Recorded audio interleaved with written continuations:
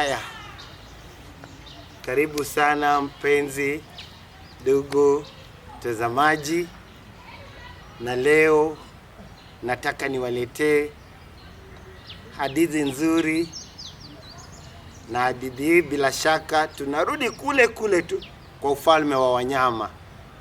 Nimewaambia kule ndiko kunapatikana hadithi ambazo ni tamtamu sana, na leo nataka kuwasimulia hadithi ambaye itamuhusu simba na tumbili pamoja na wanyama wengine.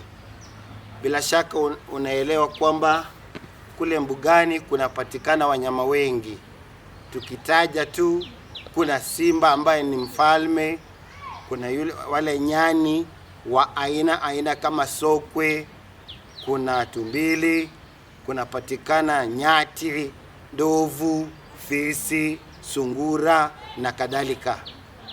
Kwa hivyo wanyama hao wote ambao nimewataja wote ni wa ufalme wa wanyama, na mfalme wao huwa ni nani? Simba. Kwa hivyo wameishi hivyo miaka nenda miaka rudi. Lakini simba, unavyoelewa kwamba mfalme huwa ananena moja tu, yaani angurumapo simba mcheza ni nani? Kwa hivyo aliwapanga kufanya kazi ya kufanya mambo kadhaa. Waweze kuwa na maji, wawe na chakula, majani ya kutosha na vitu vingi tu katika ule ufalme wa wanyama. Miaka ilipoendelea, simba alianza kubadilisha mienendo yake na tabia. Akakataa kula nyasi na kuanza kula nyama. Bila shaka hiyo nyama alipata wapi? Alianza kuwala hawa wanyama wengine hawa wadogo wadogo kama swara, kama sungura. Jambo ambalo lilimtatiza sana tumbili. Tumbili akaanza kuambia wenzake kwamba inakuwaje kwamba sisi tunatawaliwa tu na simba na wanyama wengine kama hawa ndovu, kifaru, kiboko, nyati hawezi akachukua ufalme. Sasa mimi nataka wakati utaanza kufanya uchaguzi muniteue mimi. Wanyama walimshangaa, hata simba akasema, ikiwa mnataka kuchagua mwingine fanyeni hivyo, lakini mimi naelewa bayana kwamba hamna mnyama yeyote katika ufalme huu ambaye anaweza akanishinda. Sasa tumbili akasema moja, akasema kwamba yeye ana ujuzi wa kuruka kutoka mti mmoja hadi mwingine. Kwa hivyo atatumia mbinu hiyo kuambia ndege wote, kuambia wanyama wengine kama chui, na kuwatafuta wao wanyama wengine wadogo wadogo washiriki na yeye ili wamteue. Siku ikawadia kwamba wanyama wanakongamana waweze kumpata mfalme. Kura ikapigwa. Siku hiyo aliyefanyisha uchaguzi huo alikuwa ni fisi.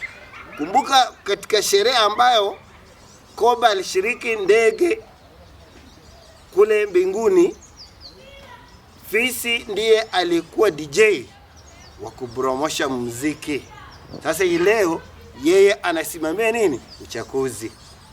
Wanyama akafanya mambo yao, ikawa kwamba aliyetangazwa kuwa mfalme ni nani? Tumbili. Wanyama wameamua kwamba tuwe na mabadiliko. Tunamidhilisha hadithi hii na maisha ambayo tunaishi kwa sasa. Kuna baadhi ya viongozi wetu, kuna baadhi ya wakubwa wetu katika sehemu tofauti tofauti ambao wanajiona tu ni wao na ni wao milele na milele. Kumbuka kwamba hata yule mdogo kama tumbili siku moja anaweza akaja akawa mfalme. Hilo ndilo jambo ambalo ningependa utafakari sana unapoishi. Usijione tu ni wewe na ni wewe peke yako. Hapana, hamna. Waelewa? Stories za Daddy. Vile vile Ukitaka kufanya matangazo yako, tutafute. Una sherehe nyumbani, tutafute. Labda mtoto asherekea siku ya kuzaliwa kwake, tutafute. Harusi mnayo, Moving Pictures.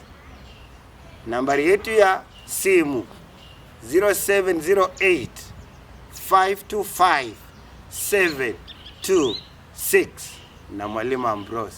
Asanteni.